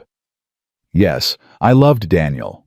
We wanted to get married, but my father forbade it. He said Daniel was beneath our family's station. He fired Daniel and had him run out of town. What happened after you gave birth? My father arrived the next day. He told me the baby had died during the night, said there were complications. I never even got to hold her. Did you believe him? Victoria's voice broke. I had no reason not to. He was my father. I thought he loved me. When did you learn the truth? When Mr. Cole confronted my father in the street. He said my baby was alive, that she'd been thrown in a creek and left to die. Victoria was crying openly now. I didn't want to believe it, but when I saw Faith, I knew. I knew what my father had done. The prosecutor nodded sympathetically. One more question, Miss Crawford. How did your father react when you told him you wanted to keep the baby originally? Victoria looked at her father. For the first time, Crawford looked away. He hit me, she said quietly. He hit me and told me that no Crawford had ever been born out of wedlock, that I was a disgrace to the family name, that if I didn't do as he said, he'd have me committed to an asylum. The courtroom exploded again. This time, Judge Patterson let the noise continue for a full minute before calling for order. Crawford's lawyers tried desperately to salvage their case. They called character witnesses who testified to Crawford's generosity, his contributions to the community, his reputation as a pillar of society. But the damage was done. When the lawyers finished their closing arguments, Judge Patterson retreated to his chambers. The crowd buzzed with speculation. Clara held Faith close, trying not to hope too much, trying not to believe it was really over. Elijah made his way through the crowd to stand beside her. How are you holding up? I don't know. I keep expecting something to go wrong. Me too. Victoria reached over and took Clara's hand. They sat there together, three people bound by a baby who should never have survived, waiting for the verdict that would determine all their futures. An hour passed. Then two. Finally, the door to the judge's chambers opened. All rise. Judge Patterson took his seat. His face was unreadable. I've considered all the evidence presented in this case, he said. The testimony of Mr. Jenkins, corroborated by Mrs. Santos and Miss Crawford, paints a clear picture of what happened on November 15th of last year. He turned to look at Crawford. Harlan Crawford, you have used your wealth and power to terrorize this community for decades. You've bought politicians, intimidated witnesses, and destroyed anyone who dared to stand against you. But this court is not for sale. Crawford's face went red. His lawyers grabbed his arms, keeping him in his seat. On the charge of conspiracy to commit murder in the first degree, this court finds you guilty. The courtroom erupted in cheers. Clara burst into tears. Victoria buried her face in her hands. Elijah stood motionless, as if he couldn't quite believe what he was hearing. Judge Patterson banged his gavel until the noise subsided. I hereby sentence you to 25 years in the territorial prison. May God have mercy on your soul, because I have none. The guards moved forward to take Crawford away, but before they could reach him, the old man lunged to his feet. This isn't over, he screamed. I'll appeal. I'll have all of you destroyed. You hear me, all of you. Get him out of here, Judge Patterson ordered. As the guards dragged Crawford toward the door, he passed directly in front of Clara. He stopped, his eyes burning with hatred. You think you've won? He hissed. That baby will never be safe. I have friends, connections. One day, when you least expect it. That's enough. Elijah stepped between them, his body a wall of protection. You're done, Crawford. No more threats, no more power. You're just an old man going to prison. Crawford spat at Elijah's feet, but the guards were already pulling him away, and his curses faded as they dragged him out of the courtroom. The custody hearing was scheduled for the following week. With Crawford in prison, there was no one left to contest the adoption. Victoria formally surrendered her parental rights, asking only that she be allowed to remain in Faith's life. I'm not ready to be her mother, she told the court. I may never be ready, but I want to watch her grow up. I want her to know I love her. Judge Patterson considered the request. Then he looked at Clara and Elijah. "Miss Bennett, Mr. Cole, you've demonstrated extraordinary courage and sacrifice in caring for this child. It's clear to this court that Faith has found a loving home with you." He signed the papers with a flourish. "I hereby grant full custody of Faith Crawford." He paused and smiled. "Who shall henceforth be known as Faith Cole to Elijah Cole and Clara Bennett." Clara couldn't breathe, couldn't speak, couldn't do anything but hold Faith against her chest and cry. Elijah put his arm around her. "We did it. We did it." Victoria hugged them both, tears streaming down her face. "Thank you. Thank you for saving her. Thank you for loving her." "She's easy to love," Clara said. Outside the courthouse, the whole town was waiting. Ruby May had organized a celebration. There was food, music, dancing in the street despite the cold. People who had spent years living in fear of Crawford's shadow were finally free. Doc Hayes found Clara in the crowd. "I always knew you had it in you," he said. "That first day when you walked into my office with that baby in your arms, I could see it. The love, the determination, the refusal to give up.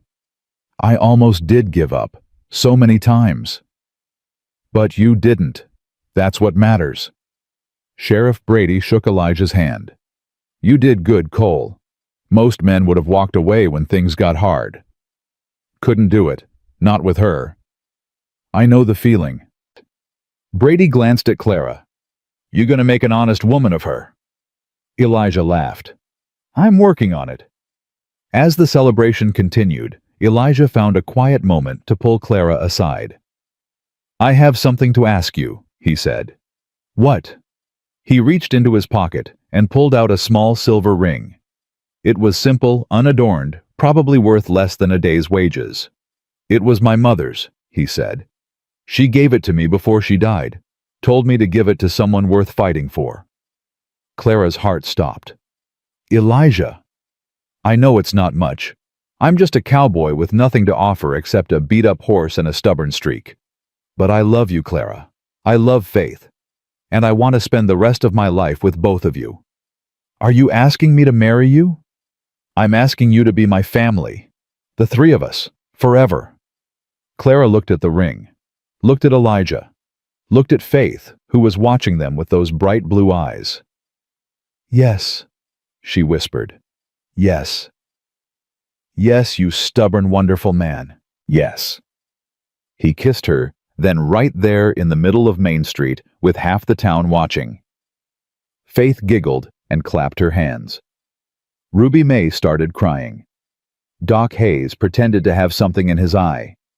Sheriff Brady just shook his head and smiled. "About time," he muttered. The wedding was held 2 weeks later. Pastor Wright performed the ceremony in the small church where Clara had prayed so many times for the family she thought she'd lost forever. Victoria stood as Clara's maid of honor. Billy Hawkins, who had become something like a brother to Elijah, served as best man. Faith wore a white dress that Ruby May had sewn by hand. She sat in Victoria's arms through the whole ceremony, quiet and content. "Do you, Elijah Cole, take Clara Bennett to be your lawful wedded wife?" "I do." "And do you, Clara Bennett, take Elijah Cole to be your lawful wedded husband?" "I do." "Then by the power vested in me by God and the territory of Colorado, I pronounce you husband and wife." The church erupted in applause. Elijah kissed Clara softly, tenderly, like she was the most precious thing in the world. Faith reached out and grabbed both their faces, pulling them close. "Mama," she said. "Papa." Clara laughed through her tears. "That's right, sweetheart. Mama and Papa together." That night, after the celebration had ended and the guests had gone home, Clara and Elijah sat by the fire in the small house that was now officially theirs. Faith slept peacefully in her cradle, her tiny chest rising and falling with each breath. "I never thought I'd have this again," Elijah said quietly. "After Sarah and Lily, I thought that part of my life was over. I spent 5 years running from everything, from love, from hope, From myself. What changed? You, Faith. He took her hand. That morning at the creek, when I heard her crying in that sack, something inside me woke up. Something I thought was dead. Clara leaned against his shoulder. I know exactly what you mean. After Thomas and William, I closed my heart. I thought if I didn't love anything, I couldn't lose anything. But then you brought her to me and I realized... Realized what? That love isn't something you choose. It's something that chooses you. And once it does, you can either embrace it or spend the rest of your life running from it. And you chose to embrace it. We both did. Faith stirred in her cradle. Clara went to check on her, and the baby opened those blue eyes and smiled. She's happy, Clara said. So am I. They stood there together watching their daughter sleep. Outside, the stars were bright against the cold winter sky. The snow had stopped falling. The world was quiet and still. A new beginning. A family reborn from the ashes of loss. A love that had survived the impossible. Victoria came to visit every Sunday. She would hold Faith and sing to her the same lullabies her own mother had sung before she died. Faith always seemed to know her, reaching for her face, calling her Vivi, because she couldn't quite manage Victoria. She's growing so fast, Victoria said one afternoon. She'll be walking soon. Already trying, Clara laughed. She pulled herself up on the table yesterday. Elijah nearly had a heart attack. He's a good father. The best. Victoria was quiet for a moment. I'm leaving Silver Creek. Clara looked up. What? There's a teaching position in San Francisco, a school for girls. They need someone to teach music and etiquette. Victoria smiled sadly. I can't stay here, Clara. Too many memories. Too much pain. But Faith.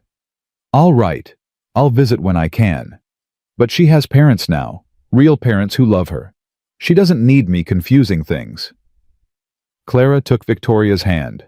You'll always be part of her story. Always. When she's old enough, we'll tell her everything. About you. About what happened. About how brave you were. I wasn't brave. I was terrified.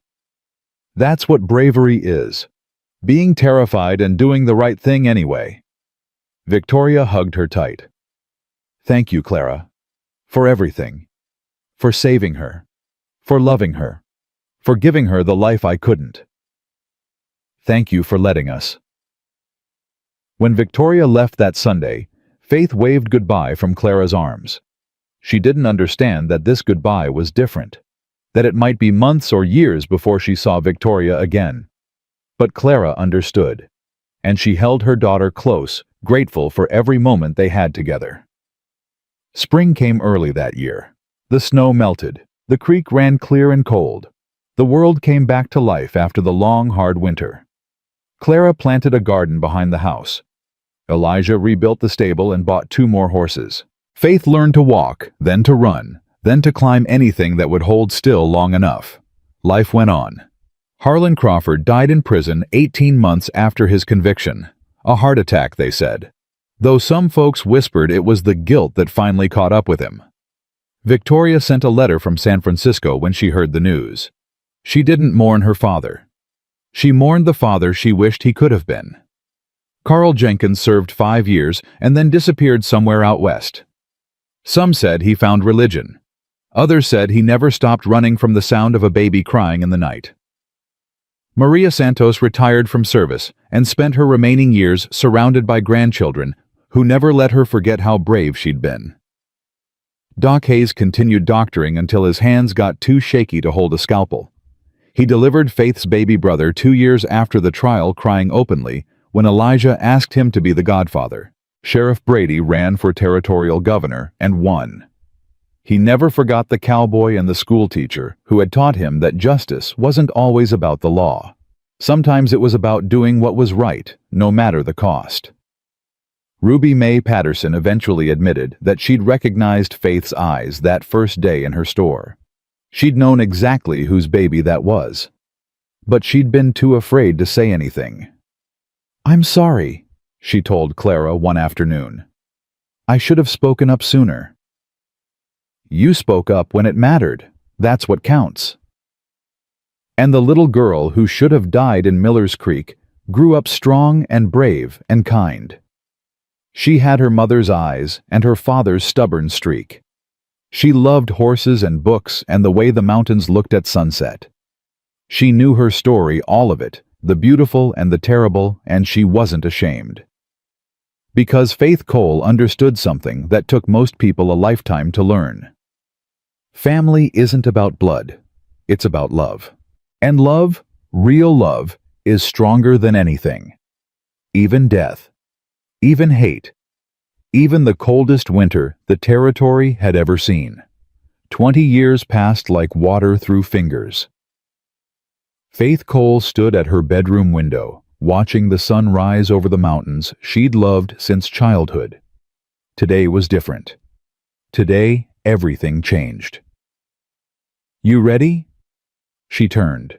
Her mother stood in the doorway, her brown hair now streaked with silver, her face lined with years of laughter and love. Clara Cole was 58 years old, and Faith had never seen anyone more beautiful. "I don't know, Mama. Am I?" Clara crossed the room and took her daughter's hands. "You've been ready your whole life. You just didn't know it." Faith looked down at the white dress laid out on her bed.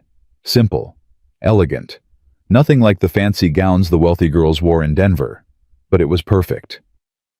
"I keep thinking about her," Faith said quietly. "Victoria. I wish she could be here." "She is here, in spirit." Clara touched Faith's cheek. "She sent that letter last week, remember? Said she'd be thinking of you every moment." Victoria Crawford had built a good life in San Francisco. She'd married a kind man, a widower with 3 children who needed a mother. She'd written to Faith every month for 20 years, never missing a single letter. And though they'd only seen each other a handful of times since that Sunday when Victoria left Silver Creek, the bond between them had never broken. "I'm scared, Mama." "Of what?" "Of everything. Of getting married. Of leaving home. Of—" Faith's voice caught. "Of being happy. What if it doesn't last? What if I lose it all?" Clara pulled her daughter close. "Listen to me, Faith. Happiness isn't something you hold on to. It's something you live. Every day, every moment you choose to be happy or you choose to be afraid. I spent years being afraid after I lost Thomas and William. I thought if I didn't love anything, I couldn't lose anything. What changed? Your father. And you?" Clara smiled through her tears. "The morning he brought you to Doc Hayes's office, you were dying, blue lips barely breathing. But when I held you for the first time, you looked up at me and smiled. And I knew that love was worth any risk, any pain, any loss." Faith hugged her mother tight. "I love you, Mama." "I love you too, sweetheart, more than you'll ever know." The door creaked open. Elijah Cole stood in the hallway, his hat in his hands, his weathered face soft with emotion. "Ladies, the preacher's waiting, and so is a very nervous young man who keeps asking if Faith changed her mind." Faith laughed. "Tell Daniel I'll be there in 5 minutes." "I'll tell him 10. Give him time to sweat a little more." After Elijah left, Faith turned back to the mirror. The girl who looked back at her was 20 years old, with blonde hair that fell past her shoulders and blue eyes that matched the Colorado sky. Victoria's eyes, Crawford's eyes, but also her own.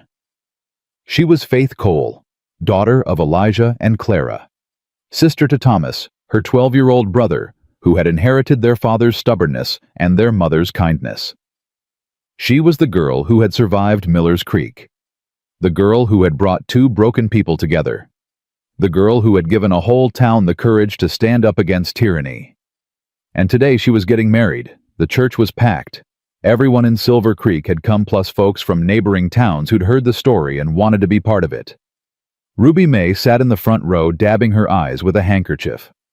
Doc Hayes, now 80 years old and mostly blind, had insisted on attending even though the walk from his house had nearly done him in. Wouldn't miss it for the world. he'd said when Clara tried to convince him to rest. I was there when that girl took her first breath after the creek. I'm gonna be there when she starts her new life. Sheriff Brady. Governor Brady, now though he hated the title, had ridden down from Denver for the occasion. His hair was gray, his mustache white, but his eyes were still sharp. She's something special, he told Elijah before the ceremony. You did good, Cole. We did good, all of us. Pastor Wright's son had taken over the church when the old pastor died 5 years ago. Young Pastor Wright was nervous about performing the ceremony, but Faith had insisted. Your father married my parents, she told him. It's only right that you marry me. The piano started playing. The congregation stood. Faith appeared at the back of the church, her arm linked through her father's. Elijah walked slowly, savoring every step, trying not to cry and failing completely. You're supposed to be happy, Papa, Faith whispered. I am happy. These are happy tears. You're such a liar. I know. Your mama tells me that every day. At the altar, Daniel Morrison waited. He was 23, the son of a rancher from the next county over. He'd met Faith at a church social 2 years ago and had been completely useless ever since. She's the most beautiful thing I've ever seen, he'd told Elijah when asking for Faith's hand. And the smartest, and the kindest. I don't deserve her, but I'll spend my whole life trying to be worthy of her. That's exactly the right answer, Elijah had replied. Welcome to the family. Now Daniel stood at the altar, his hands shaking, his eyes fixed on Faith as she walked toward him. When she reached him, he took her hands and mouthed the words, I love you. She mouthed back, I know. The ceremony was simple, traditional, full of promises that both of them meant with every fiber of their being. Do you, Faith Cole, take Daniel Morrison to be your lawful wedded husband? I do. And do you, Daniel Morrison, take Faith Cole to be your lawful wedded wife? I do. More than anything. Then by the power vested in me, I pronounce you husband and wife. You may kiss the bride. Daniel kissed her softly, tenderly, the way Elijah had kissed Clara on their wedding day 20 years ago. The church erupted in applause. Ruby May sobbed openly. Doc Hayes wiped his eyes with a handkerchief that Clara had given him. And in the front row, Clara Cole reached for her husband's hand. We did it, she whispered. We raised her right. You did it. I just helped. You saved her life, Elijah. Everything she is, everything she'll become, it started with you. Elijah shook his head. It started with God. I was just the messenger. The reception was held in the field behind the church, the same field where Faith had learned to walk, to run, to ride horses. Tables were set up under the open sky. Music played. Children ran through the grass, laughing and shouting. Faith danced with her father first. I remember the first time I held you, Elijah said, as they swayed to the music. You were so small, so cold. I thought you were going to die in my arms. But I didn't. No, you didn't. He pulled her closer. You fought. From the very first moment you fought to live, and you've been fighting ever since. I learned from the best. Your mother, you mean? Faith laughed. Both of you. Mama taught me to love. You taught me to fight. Together you taught me that family isn't about blood. It's about choice. That's right. Every day we choose the people we love, and we keep choosing them even when it's hard. Even when it hurts. Especially when it hurts. The song ended. Elijah kissed his daughter's forehead. I'm proud of you, Faith. More proud than I've ever been of anything. I'm proud of you too, Papa. She danced with Daniel next then, with her brother Thomas, who complained the whole time that dancing was stupid, and he'd rather be playing with the other boys. She danced with Doc Hayes, who had to sit down after 30 seconds. She even danced with Governor Brady, who was surprisingly light on his feet. But it was the dance with her mother that Faith would remember forever. I have something for you, Clara said as they moved slowly across the grass. She pressed a small envelope into Faith's hand. "What is this?" "Open it later, when you're alone." Faith tucked the envelope into her dress. "Mama, are you crying?" No. Clara was definitely crying. "Maybe a little." "Why?" "Because I remember the day you came into my life. I was so broken, Faith, so empty. I'd lost everything that mattered to me, and I'd convinced myself that I would never love again. That loving was too dangerous, too painful." "What changed?" Clara smiled. "You. You looked up at me with those blue eyes and called me Mama, and something inside me cracked open. Something I thought was dead forever." "I don't remember that." "You were only 8 months old, but I remember. I remember every moment of that first day, every breath you took, every time you reached for me." Clara's voice broke. "You saved my life, Faith. You and your father. You gave me a reason to keep living when I wanted to give up." Faith hugged her mother tight. "I love you, Mama. I love you so much. I love you too, baby girl. I always will." The party continued until sunset, when Faith and Daniel climbed into their wagon and prepared to leave for their new home. Daniel had built a house on his father's property, just big enough for 2 people starting out, just small enough to feel like home. Faith stood at the back of the wagon looking at the faces of everyone she loved. Her parents, her brother, Doc Hayes, Ruby May, the entire town that had rallied around her family 20 years ago. "Thank you," she called out. "Thank you all for everything." "You come back and visit," Ruby May shouted. "Every Sunday." Faith promised. The wagon rolled away. Faith watched Silver Creek shrink in the distance until it was just a cluster of buildings against the darkening sky. That night alone in her new home, Faith opened the envelope her mother had given her. Inside was a letter. And something else, a small piece of fabric faded and worn. Faith unfolded the letter and began to read. "My dearest Faith, this piece of cloth is from the burlap sack your father pulled you out of 20 years ago. I've kept it all this time, though I've never told anyone. Not even Elijah. I keep it because I never want to forget. I never want to forget how close we came to losing you. How cold you were when I first held you. How weak your breath was against my cheek. I never want to forget the miracle of your survival or the courage it took for your father to wade into that frozen creek. But most of all, I never want to forget what you taught me. You taught me that love is worth any risk. That family is something we choose, not something we're born into. That even the darkest moments can lead to the brightest joys. You came into my life when I had nothing left. You gave me a reason to hope again, to love again, to live again. Now you're starting your own family, your own story. And I want you to know that wherever that story takes you, you will always have a home with us. You will always be loved. You will always be our daughter. Not because we found you, because we chose you. And we would choose you again 1,000 times over for every day of our lives. With all my love. Mama." Faith read the letter 3 times. Then she held the piece of burlap to her chest and cried. Not sad tears, not frightened tears. Grateful tears. For the cowboy who had heard her crying in the snow. For the schoolteacher who had opened her heart when it would have been easier to stay closed. For the birth mother who had loved her enough to let her go. For the town that had stood together against a tyrant.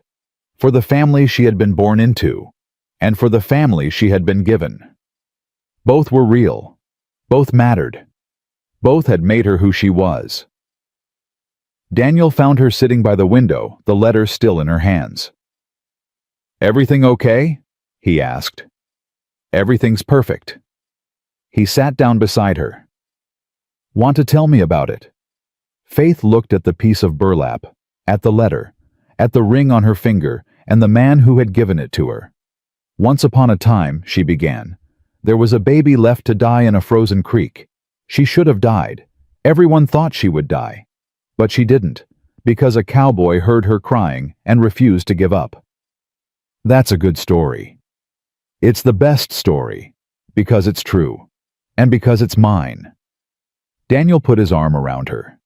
They sat together in silence, watching the stars come out one by one. "Faith," he said finally. "Yes. When we have children, and I hope we have a lot of them, I want to tell them that story. Every year on your birthday, I want them to know where they came from, what their mother survived, how strong she is." Faith smiled. "I'd like that. And I want them to know something else." "What?" "That love is stronger than hate. That good people can win against bad ones. That family isn't about blood, it's about choice." "That's exactly right." Faith leaned against him. "That's exactly right." In Silver Creek, the lights were going out in houses all over town. Clara and Elijah sat on their porch watching the last colors fade from the sky. "She's going to be happy," Clara said. "I know. Daniel's a good man. The best." They sat in comfortable silence, the way they had for 20 years. Two people who had found each other in the wreckage of their own lives. Two broken hearts that had healed together. Elijah. Yes. "Do you ever think about what would have happened if you hadn't found her?" Elijah was quiet for a moment. "Sometimes, I think about how close I came to turning back that morning. The snow was so deep. The cold was brutal. Every sensible part of me said to go home and wait for better weather. But you didn't." "No, I kept going. And when I saw that sack in the water," his voice caught, I knew there was something inside, something important." "How?" "I don't know. Maybe God whispered in my ear. Maybe it was just dumb luck. But I knew I had to keep going. I knew I had to see." Clara took his hand. "You saved her life. We saved her life. All of us. You, me, Doc Hayes, Sheriff Brady, Victoria, even Ruby May in her own gossipy way. It took a whole town to save that baby." "And she saved us right back." Elijah nodded. "That she did." The stars were bright now, scattered across the sky like diamonds on black velvet. Clara rested her head on Elijah's shoulder. "I love you," she said. "I love you too. Are you happy with how everything turned out?" Elijah thought about the question. Thought about Sarah and Lily, who he still missed every day. Thought about the years of wandering the emptiness, the walls he'd built around his heart. Then he thought about Faith. About Clara. About Thomas and the grandchildren who would come someday. "I'm happy," he said. "Happier than I ever thought I could be." "So am I." They sat there until the moon rose high above the mountains. Until the last lights in town went dark. Until the only sounds were the wind in the pines and the beating of two hearts that had found their way home. Years later, when Faith's own children asked her to tell them a story, she always told the same one. She told them about a winter so cold that the creek froze solid.